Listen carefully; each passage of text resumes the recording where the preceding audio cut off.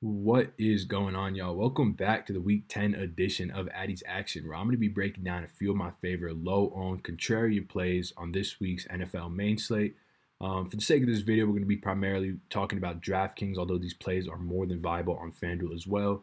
I just play all my action on DraftKings, very little on FanDuel, so figured it just makes the most sense, and I know most people are like that as well. So before we get into that, though, if you guys want to follow me on Twitter, you can do so right here. And as you know, we run the same giveaway every single week where if you want to win a free NFL or NBA season pass as part of locksdfs.com, all you got to do is leave a like, leave a comment, and make sure you're subscribed, and you'll be entered into winning that. We announce the winner for that every Wednesday night when we record our Thursday Night Football Showdown video. So leave a like, leave a comment, and be on the lookout. It's a very easy way to help boost the channel and as well give back to y'all for, supporting us. So with those two things being said, let's do it. Let's start with a quick lineup review, like I usually do. Not my best week, as you guys can see here. Just sort of bad process, honestly. Like I was pretty sold on Mike Evans over Chris Godwin most of the week, and then for some reason I woke up Sunday morning and played Chris Godwin. Couldn't even really tell you why. I kind of accepted the fact that Mike Evans is the number one wide receiver in this offense, despite people loving Chris Godwin, and he's awesome. It's just Mike Evans beats him in every category, from weighted opportunity rating to air yards to targets. So it just kind of made sense, and I ended up going with Godwin, as well as having Tyler Lockett in my lineup for probably 6.5 days. Like, I kept telling Christian that was like my take. I'm not going to pay up for a high price running back, and I'm going to play, Lockett, Evans, and these high price wide receivers. But then I woke up Sunday morning and I was like, you know what? Let me get a high price running back, but let it not be Christian McCaffrey. So that right there just kind of, threw everything off kilter. I was really, really high on Phillip Rivers and his pass game weapons, which obviously worked out pass game. It worked out like as far as real football wise. I mean, they moved the ball with ease, but they just stalled in the red zone every time. So it's like, they settled for 4 or 5 field goals. I think 4 field goals.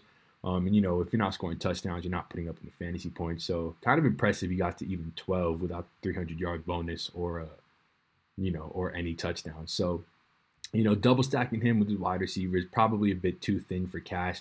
I like how I got so sold on Zach Ertz as well later in the week. I just wish I kind of stayed on my earlier takes. But, with all that, I would say that this is one of the worst lineups I've made all season, just process-wise. And I still only finished like 83 spots out of cash in the 250 double up. So, doesn't feel awful, and definitely gives you hope for NFL cash games moving forward, especially this week. So speaking of this week, let's just get right into it.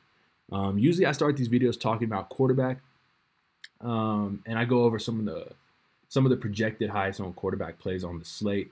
Coming in highest owned as of now is Jameis Winston, followed by Lamar Jackson. Then we got Kyler Murray, Pat Mahomes. Welcome back, Pat Mahomes. He got a great matchup in his first game back. Drew Brees after that. Daniel Jones, Aaron Rodgers, Matt Ryan. And now we're just getting super thin, like Ryan Tannehill. But my guy still hasn't been read yet, and that's going to be Sam Darnold at 5,800 at home versus the New York Giants. First off, let's talk about the negative, because it's probably important to be cognizant of the fact of why these guys are coming in so low owned. And this Jets offensive line, there's no sugarcoating it. They're like so bad. Tennessee was sort of the worst offensive line all year, and the Jets have now overtaken them, giving up the league's highest adjusted sack rate, along with the second most sacks in the NFL. They're just bad. And you guys know my take on pressure really affecting young quarterbacks. Obviously, the best example is Sam Darnold versus New England. But, the flip side of that is that this Giants defensive line has just been awful pass rush-wise. They're 26th overall in the league they're 26th overall in the league in both sacks and quarterback hits. They've given up 8.9 yards per attempt. We know Janoris Jenkins had a couple good weeks there, but after sort of getting ripped apart by Kenny Golladay, he's sort of gone back to just his early season form. We know how bad DeAndre Baker is. We saw that goofy play where he gave up, beyond everything else, he gave up that 45-yard touchdown to Amari Cooper where he was playing zone and everyone else was playing man. Just kind of shows the dysfunction of this Giants secondary. No pass rush as well, like I mentioned. And, Sam Darnold's got weapons. Sam Darnold looks good when, the play call or when the offense is rolling, I should say. And in that sense, it's like we were promised coming into the season that the Jets would run a lot of no huddle, up tempo stuff. And they just sort of haven't, kind of just because Sam Darnold's been hurt. They had Luke Falk going, just kind of threw their whole season off balance. But they opened up this game versus Miami last week, running no huddle, running up tempo, and it worked well. I mean, you saw Jamison Crowder catch 3 balls and a touchdown pass, and they looked good on that drive. They sort of went away from it, and they kind of went back to being bad. So I would anticipate Adam Gase just rides that. Le'Veon Bell's a little bit banged up this week, so he got in limited practices. He's questionable for this game. He's probably going to end up playing, but if he's any sort of banged up, maybe they rely on Sam Darnold's arm a bit more in this matchup, and it's a great matchup for that. I've already mentioned, how bad this secondary is. I like the spot for both Crowder, Robbie Anderson, and he's potentially getting Chris Herndon back, who, is one of the more athletic tight ends in the league. He was a guy that a lot of people had projected to be a sort of breakout guy this year. And all 3 of them have awesome matchups. On the flip side of this game, the Giants have awesome matchups versus the Jets secondary that's missing Tremaine Johnson. Forgot their other cornerback who hurt his calf. What's his name? Darryl Roberts. They're missing, so many key players in their run defense, from C.J. Mosley, Blake Cashman. They traded Leonard Williams. It's just not going to be hard for the Giants offense to move the ball. I think this game could definitely shoot out. The over's up about it opened at 43.5. It's up to 44.5. I definitely think I would bet the over in this game, even at 44.5. I think there's a lot of value to be had there. The Giants play at the 8th highest situation neutral pace of play. The Jets rank 31st, so this is a pretty pace-up spot for the Jets, which I like. The Giants are allowing the 8th most plays against them, which I like for the Jets. I think we're going to see a lot of volume from the Jets this week, which is typically something we don't usually get. And I just think Sam Darnold at 5.8K coming in at 2 to 4%, and probably my favorite matchup for a quarterback versus the Giants. It's either the Giants. I like matches versus, the Lions, Atlanta, obviously, but the Giants are up there for one of the most favorable matchups for quarterbacks and wide receivers. So getting him at 2 to 4% makes a lot of sense here, and is definitely something I will consider doing, especially if it opens up a lot more as far as paying up for high-priced running backs and wide receivers. So with that being said, let's move on to running back. As of right now, the highest on running backs that I'm seeing: Ronald Jones, Christian McCaffrey, David Montgomery, Devin Singletary, Saquon, Mark Ingram, Jalen Samuels, David Johnson, Derrick Henry, which is so funny because the guy I'm talking about isn't Derrick Henry, but if I hadn't talked about Derrick Henry in back-to-back weeks for Addy's action, I'd probably just talk about Derrick Henry again in this spot. But instead, we're going to go with someone priced right around Derrick Henry. I think he is, after Alvin Kamara, the next highest on running back. And that's going to be Marlon Mack. I'm always going to be interested in playing a 2-touchdown home favorite versus the Miami Dolphins, especially when he's coming in at the 10th or 11th highest on running back. Teams versus the Dolphins are giving up, the Dolphins are giving up just under 33 touches per game to running backs. So I think this is easily a spot where we can project Marlon Mack for 25-plus touches. On top of that, Jacoby Brissett is banged up. We still don't know if he's going to play, or I think is he ruled out? Let's see. Yeah, okay, he's ruled out. So with Brian Hoyer, I think this is going to be a spot where they're going to put the ball in Marlon Mack's gut, 25, pushing 30 times. And this Dolphins matchup is arguably the best run game matchup in the league. They're giving up just under 5 yards per carry. As you can see here, they have the second worst ranked defensive line versus the run. They're just a mess, So I think Marlon Mack has some of the highest touchdown equity on this entire slate. He's definitely a guy that can give you multiple touchdowns, 2, even pushing 3 touchdowns if the game script goes correctly, as I anticipate it should. But you're also going to need some run good with them getting into the 5, underneath, into the 5, into the 10, and not scoring via the air. Missing T.Y. Hilton. Now Paris Campbell's hurt as well. Their top wide receiver, Zach Pascal, who's good, but, you're not going to throw it to Zach Pascal 10, 12 times a game with Brian Hoyer. You're going to run the ball. So I think Marlon Mack, just the volume. I love getting, 3 volume running backs in my cash game lineup, and I think Marlon Mack, outside of Christian McCaffrey, probably projects for the highest volume running back on the slate. So a spot that I'm going to be interested in cash for sure, and definitely in tournaments with all the touchdown equity that he has. So now let's move on to wide receiver. Highest on wide receiver right now, we got Mike Evans, followed by A.J. Brown, Michael Thomas, Chris Godwin, Tyreek Hill, Christian Kirk, Devontae Adams. I'm a big fan of Devontae Adams as James Bradbury is out, or even if we get a report that he's banged up, because he is questionable coming into this game. I just love Devontae Adams in this spot. Adam Humphries after that. Okay. Jarvis Landry, Golden Tate, and then my guy. He's coming in around 9 to 12% owned. Not incredibly low, but low enough that I think I'm going to be overweight on that for sure. And that's Robbie Anderson at 4.7K.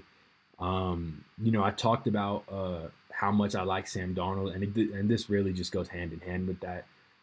There's this awesome stat that I read on, I think Evan Silva brought it up. Yeah, Evan Silva brought it up. Let me pull it up for you because it was really good.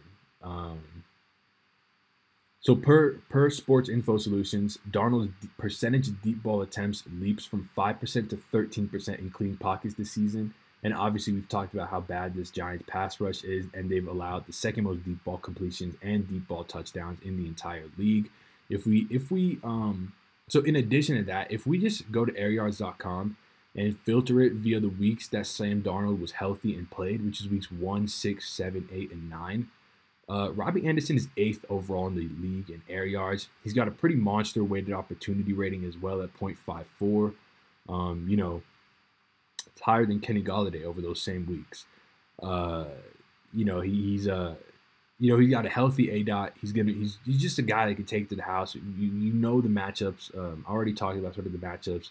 I already talked about how I think this game could shoot out. If this game does shoot out, he's gonna have a part in it. Obviously, Jamison Crowder is probably more suited for cash game PPRs because you can just DraftKings being a PPR site, you can just project him for maybe even upwards of 12 targets in this spot. A guy like Robbie Anderson is much harder to do, but you can definitely project him for 8 to 9, and those targets are going to be of much more high value. They're going to be deep targets. They're going to be end zone targets, and I just really like this spot for him. I think he's underpriced. I think if this season played out a little bit differently, maybe if Sam Darnold was healthy all season and Robbie Anderson was having a pretty good season, I think we'd see him priced up in this 6K range. I don't think it's out of the range of outcomes that this dude would be priced like 6K. He would be like right around Odell Beckham Jr.'s price here. And you're getting an awesome discount on him at 4.7K. I think guys will probably go other directions, maybe with a guy like Tyler Boyd here, maybe go up to Jamison Crowder. But I just think the value on Robbie Anderson in this spot, it's as good of a spot as you could possibly ask for. And you got upside of a Kenny Golladay game. Like the Kenny Golladay game that he had versus the Giants. You have that kind of upside for 4.7K. I'll make that play in GPPs and cash all day. So yeah, let's move on to tight end now. Tight end was really interesting actually when I was looking through ownership. So the highest owned tight end right now is Rhett Ellison. I don't know.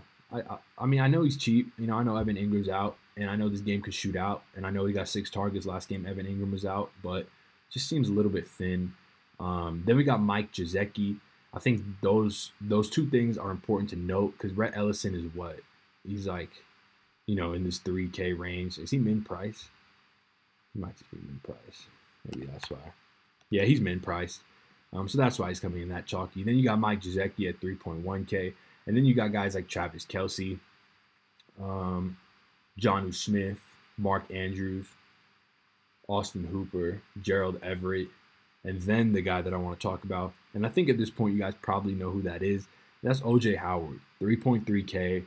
He's set to return versus this Arizona Cardinals defense that, even the most basic fantasy football player knows that this Arizona Cardinals defense is awful versus the tight end position. By far the worst in the league as far as yards go, touchdowns go, completion percentage goes. They're just awful. But there's other reasons you like O.J. Howard in this spot, and that's kind of like I mentioned how, a lot of your thought process when picking these GPP plays should be leverage-wise.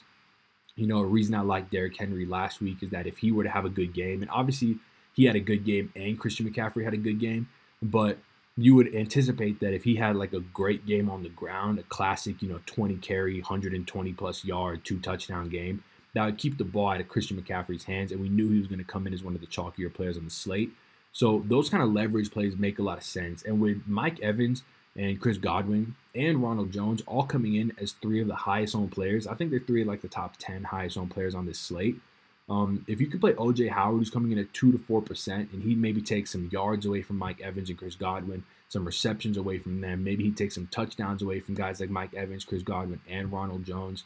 If he gets 1, if he gets 2, that's huge leverage on the field because it caps the upside of all those other guys. In addition to that, other people are going to go around this range. The 2 highest owned tight ends I listed are cheaper than him. So people are paying down at tight end with Gesicki and Rhett Ellison. And like, look, it's not going to feel good clicking OJ Howard in your lineup. But it's not going to feel great clicking Mike Gesicki in your lineup either. I know he's good. I know Mike Gesicki's good. He's 3rd for tight ends and air yards over like, some sample size that's relevant to people. And, Indianapolis runs a zone defense that gives up, catches to tight ends. But it's Mike Gesicki with a 15 team total versus a very good Colts defense. These guys might not pick up first down. They might pick up less first downs than Tampa Bay scores touchdowns. Tampa Bay is gonna put up points in this matchup, and Arizona should put up points in this matchup. So if you project the Dolphins to score at best 2 touchdowns, but you project like a medium range of outcomes for the Tampa Bay Buccaneers to score like 4, give me OJ Howard, like especially at like a 16th of the ownership of these other guys, like just kind of a no-brainer to me as far as leverage goes, as far as just good plays go, like sort of like the Robbie Anderson thing goes. If this season goes a little bit differently for OJ Howard, like he stayed healthy all year, Bruce Arians wasn't a donk and actually threw the ball to him more, you could see OJ Howard priced up here in this 5+ K range next to guys like Austin Hooper, maybe even under Travis Kelce, just based on, like like if you project his range of outcomes for this season, like that's very much in the range. And now he's 3.3K in the best possible matchup, and no one's playing him. And no one's especially going to play him because people are going to be like, I already have enough Tampa Bay with Mike Evans and Ronald Jones or Chris Godwin. No one's going to want to load up on Tampa Bay, and I really don't mind playing OJ Howard here in this spot. But that's probably enough on OJ Howard. So with that all being said, thank you guys so much for checking out this video. As always, leave a like, leave a comment if you did enjoy. Let me know who your favorite GPP play of this week is, or maybe a contrarian play that you feel like is going to be lower owned than people think. And as you guys know, we go through our comments, we pick a winner for a free NFL NBA season pass. So be on the lookout on the Wednesday night video for that. But yeah, thank you guys so much for watching. Hope y'all run good in week 10, no injuries, and hope one of y'all ship something, man. Let me know. All right, guys. Take it easy. I'll see you for Addy's action week 11. Peace.